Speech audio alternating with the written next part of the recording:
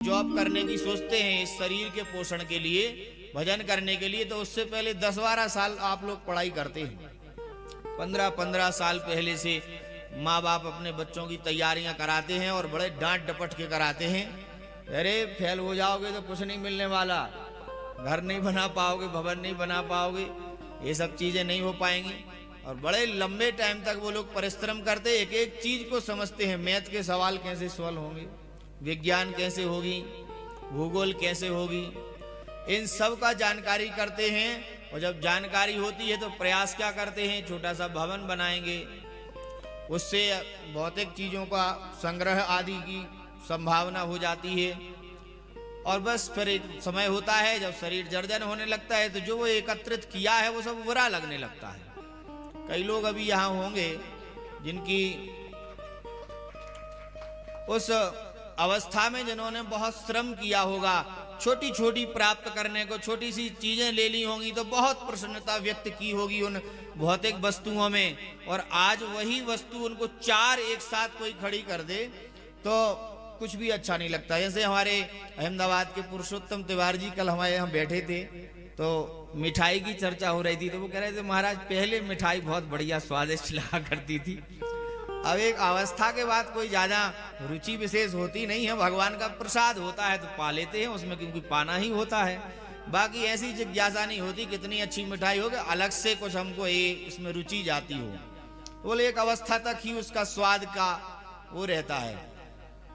वस्तुतः यह बात सत्य है कि आप भौतिक वस्तुओं का जब तक प्राप्त करने की उत्कट आकांक्षा बनाए रखते हैं तो कुछ समय तक वो ठीक लगती हैं, एक समय तक उनमें कोई रुचि बचती नहीं है, और उनको प्राप्त करने के लिए हम लोग बहुत सारा समय व्यतीत कर देते हैं। और कहने का मतलब ये नहीं है कि उन सब चीजों में नहीं पड़ना चाहिए, कर्तव्य कर्म तो हर जगह करना है, नहीं तो ये बैलेंस बिगड़ेगा सृष्टि का, समाज भगवान ने जो बनाया है।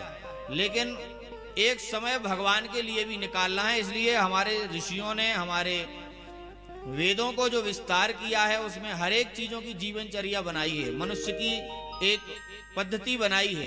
कोई भी वस्तु बनती है तो उसकी एक किताब पुस्तिका बन जाती है, उसमें उसके विषय में सिद्धांत दिए जाते हैं, कैसे चलाना है, कब तेल पेट्रोल डालना है, कब कब इसकी सर्विसिंग होनी है, क्या करना है इसका, क्या नहीं करना है, वो सब जानकारी दी जाती है ना। वो इलेक्ट्रिक चीजें आप चलाएंगे तो फूक जाएंगी, मिट जाएंगी, उनका आप उपयोग नहीं कर पाएंगे।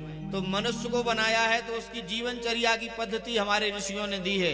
प्रातः काल इसको जागरण शरीर का कराना चाहिए, दंत धवन विधि आदि कराना चाहिए, स्नान आदि नित्य प्रति करना चाहिए। 100 रोग भाग जाते हैं स्नान करने से भी। आप कभी कभी स्नान करते होंगे तो बड़े तरोताजा महसूस करते हैं स्नान पश्चात, क्योंकि स्नान से भी शरीर शुद्ध होता है। तो बाह्य शुद्धि स्नान से होती है, आंतरिक शुद्धि भगवत भजन से होती है, साधना से होती है, मंत्र जाप से होती है। तो बाह्य शुद्धि के लिए, आंतरिक शुद्धि के लिए एक पद्धति जो है उसका हमें परिपालन करना होगा।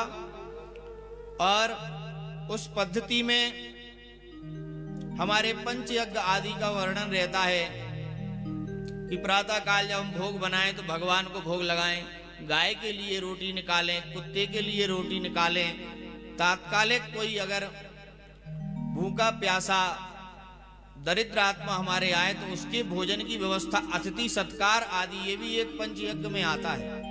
अतिथि सत्कार की भावना हमारे अंदर गृहस्थ में हो, और हवन आदि के माध्यम से देवताओं को पुष्ट करने का सब पंचयज्ञ की व्यवस्था में आते हैं।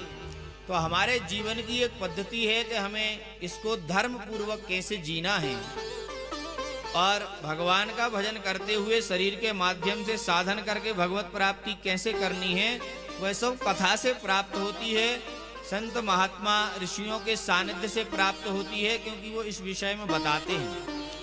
तो ये तो जीवन में सीखने की चीज है। ऐसे सत्संग के माध्यम से ही हमें भगवान के विषय में जानना, अपनी जीवनचर्या कैसी हो उसके विषय में जानना, शरीर के एक एक मन बुद्धि चित्त अहंकार इंद्रियां मन, इन सब के विषय में गहनता से जानना, इस सृष्टि में जो दिखाई दे रहा है इनका क्या महत्व है उनके विषय में जानना।